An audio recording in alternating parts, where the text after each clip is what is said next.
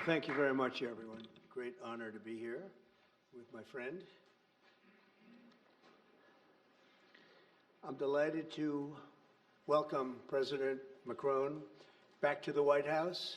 We've been together quite often, but not that often in the White House. We honored the President, First Lady of France, not so long ago. It was a beautiful evening, and we will not soon forget it. It was a beautiful day and evening, and many fond memories. I also want to thank Emmanuel for hosting me in Paris last December after a historic election win to witness the reopening of the spectacular Notre Dame Cathedral, where you did an outstanding job in bringing it back together. That was a sad day watching that burn, and 5 years later you had it up, and it was they say more beautiful than it was before, so I think that's a great achievement. That was not easy. France is America's oldest ally. Our cherished partnership has been a force for freedom, prosperity, and peace from the very beginning. We're now working on some very interesting developments. One in particular, as you know, the war between Russia and Ukraine. In the American Revolution, French support helped us to seize our destiny as an independent nation. In the First and Second World Wars, our citizens shed blood together on the battlefields of Europe. And I'll never forget joining President Macron 6 years ago on the 75th anniversary of D-Day. That was some day.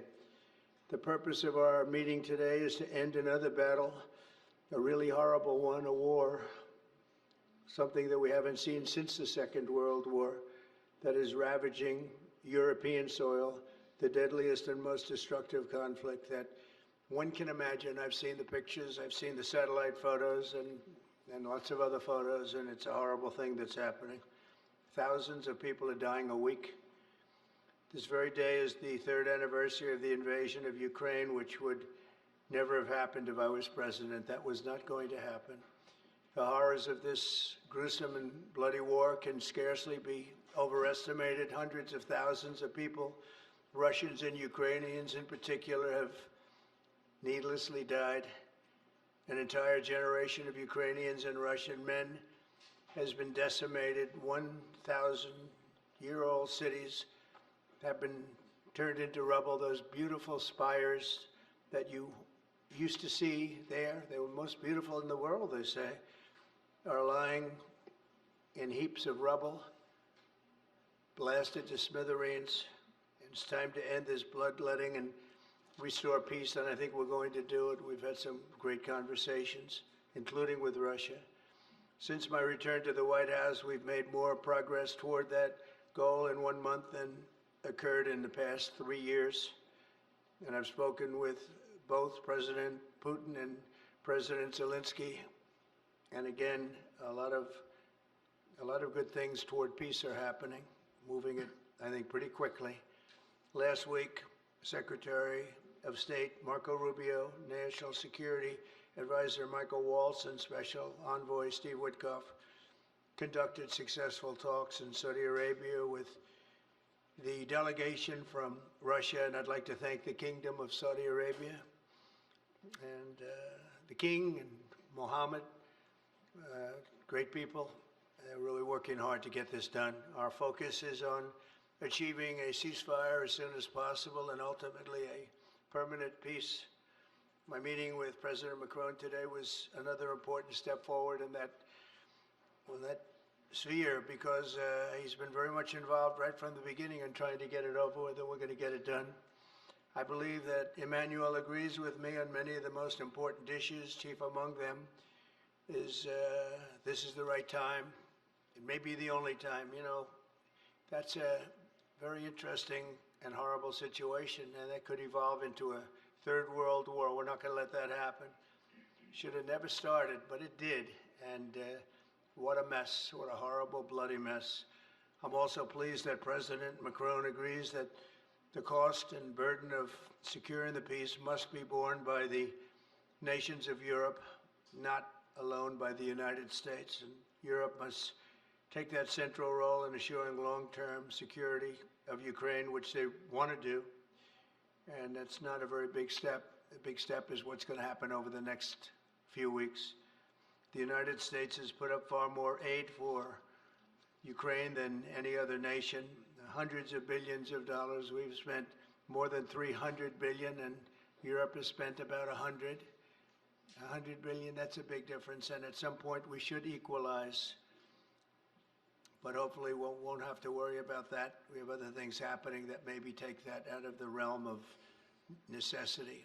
And while we've given vast amounts of military aid and money in form of grants, much of Europe's contribution has been economic relief structured as loans for which they'll be repaid.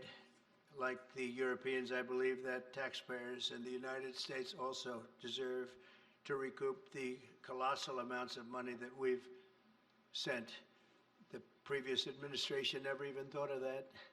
They didn't think of a lot of things, like why did they let it start in the first place? That is why we must have an agreement with Ukraine on critical minerals and rare earths and various other things as security. And I think that that's happening. I think we've made a lot of progress. I had a report just given to me before walking in that we've made, Emmanuel, a great deal of progress toward getting that. I've been elected by the American people to restore common sense to Washington and indeed to the world. And I believe strongly that it's in the best interest of the United States, the best interest in Europe, the best interest of Ukraine, and indeed the best interest of Russia to stop the killing now and bring the world to peace. My administration is making a decisive break with the foreign policy failures of the past administration and, frankly, the past. I ran against a very foolish foreign policy establishment, and their recklessness has led to the death of many, many people. Under our administration, we're forging a new path that promotes peace around the world. And when I left office for the first administration, first term, we had no wars, we had no problems. We didn't have October 7th with Israel. We didn't have Russia and Ukraine going at it. We didn't have the problems in other parts of the Middle East. We didn't have inflation. It was a whole different world. And you know what else we didn't have? Millions of people pouring through our borders, many of them criminals released from other nations and put right into our land, murderers and drug dealers, gangs. We didn't have any of that.